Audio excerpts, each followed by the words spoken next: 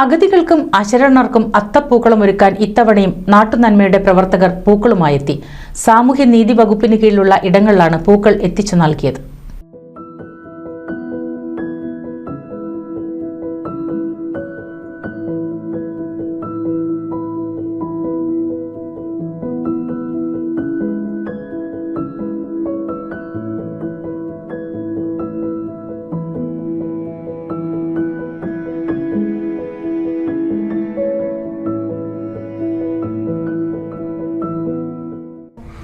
സാമൂഹ്യനീതി വകുപ്പിന് കീഴിലുള്ള വൃദ്ധമന്ദിരം, ചിൽഡ്രൻസ് ഹോം, റെസ്ക്യൂ ഹോം, അബലമന്ദിരം, പ്രതീക്ഷാഭവൻ എന്നിവിടങ്ങളിലേക്കുള്ള അത്തപ്പൂക്കളം ഒരുക്കാനുള്ള ചെണ്ടുമല്ലിപ്പൂക്കളാണ് എത്തിച്ചത്.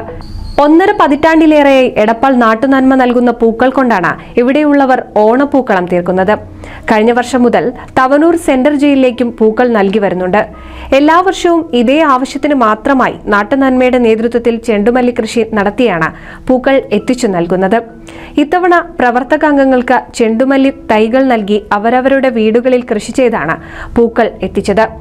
തൈ നട്ടതിനു ശേഷം വന്ന അധിക മഴ കൃഷിയെ ഒന്ന് പിന്നോട്ടടിച്ചെങ്കിലും വിതരണ പദ്ധതിയെ ഇത് ബാധിച്ചില്ല. പൂക്കൾ വിതരണത്തിന് Nattunanma coordinator Sathyan Kandanakam, secretary KP Ushakumari, Kuttan Mullappally, EK Sandhya, TP Harsha, TK Mohandas, VV Suresh, Ibrahim V, Shihabuddin M, Shana P എന്നിവർ നേതൃത്വം നൽകി. NCV news Edappal. കേരളത്തിലെ number 1 broadband cable TV network കമ്പനിയായ കേരള വിഷൻ ഇന്ന് ഇന്ത്യയിലെ ആദ്യ 10 ബ്രോഡ്ബാൻഡ് കേബിൾ TV സേവനദാതാക്കളുടെ പട്ടികയിൽ ഇടം നേടിയിരിക്കുന്നു. Vision success. ആഘോഷിക്കാം ഈ അഭിമാന നേട്ടം.